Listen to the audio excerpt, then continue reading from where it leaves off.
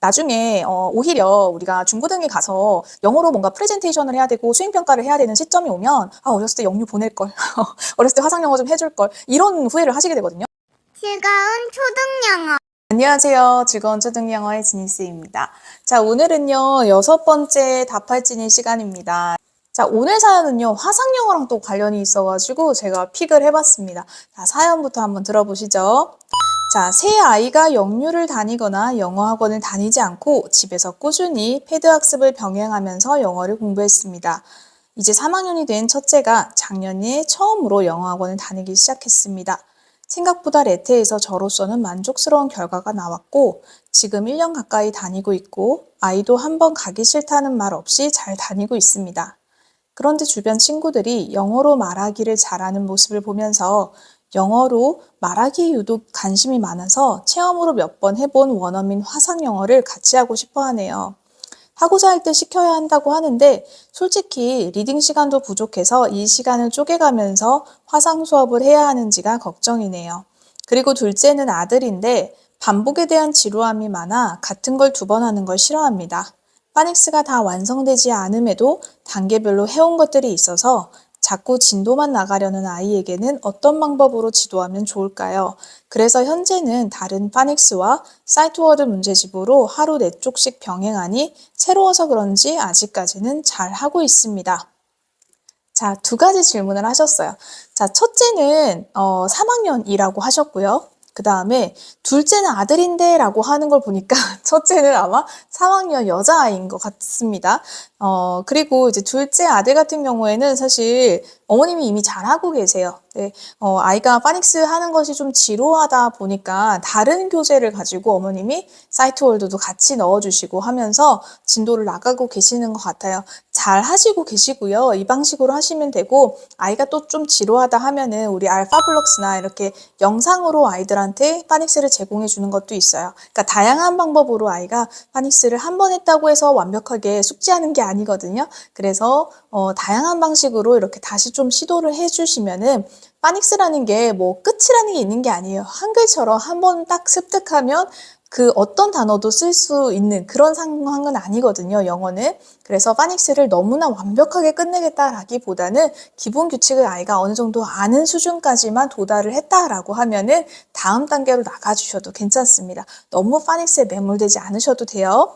자, 오늘 제가 주로 말씀드리고 싶은 거는 우리 3학년 여자친구, 이 친구의 화상영어 이야기입니다. 자, 이 친구는 엄마랑 같이 어렸을 때부터 엄마표로 집에서 여러 가지 공부를 했던 것 같고요. 그리고 동네 학원에 이제 레벨 테스트를 보러 갔는데 어머님이 학원을 안 보내고 아이를 이렇게 케어하신 것 치고는 만족스러운 결과가 나왔던 것 같아요.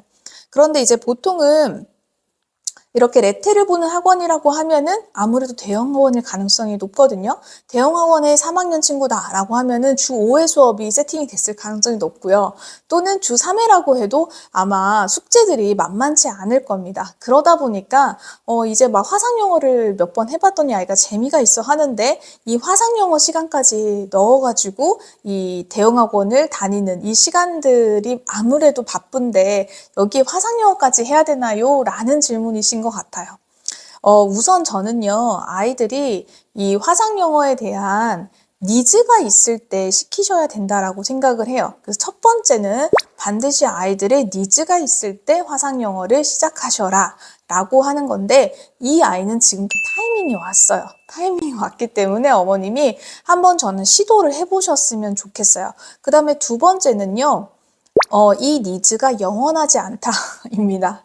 영원하지 않고요. 그리고 사실 지금 이 친구가 하고 싶어서 시작은 하지만 어떤 화상영어냐에 따라서 또 어떤 선생님을 만나냐에 따라서 이 아이가 계속 지속하고 싶어 할 수도 있고 힘들어 재미없어 할 수도 있어요. 그러니까 저는 어머님 아이가 지금 하고 싶다라는 의사표현을 했을 때 시작을 한번 해보셨으면 좋겠다라는 생각이고요. 그 다음에 3번째 어머님이 언급하셨어요. 리딩도 해야 돼서 시간이 없는데 네. 아직은 시간이 없을 때가 아닙니다. 나중에 오히려 우리가 중고등에 가서 영어로 뭔가 프레젠테이션을 해야 되고 수행평가를 해야 되는 시점이 오면 어렸을 때 영유 보낼 걸.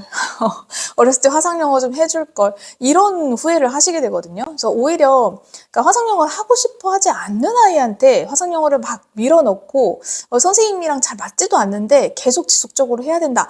이런 케이스는 저는 좀 말리고 싶지만 아이가 지금 막 뭔가 발화를 하고 싶어요. 그런데 집에서 엄마가 같이 맞장구를 쳐서 회화를 해줄 수 있는 상황도 아니고 하다 보니까 외국인 선생님을 만나고 싶은 거예요.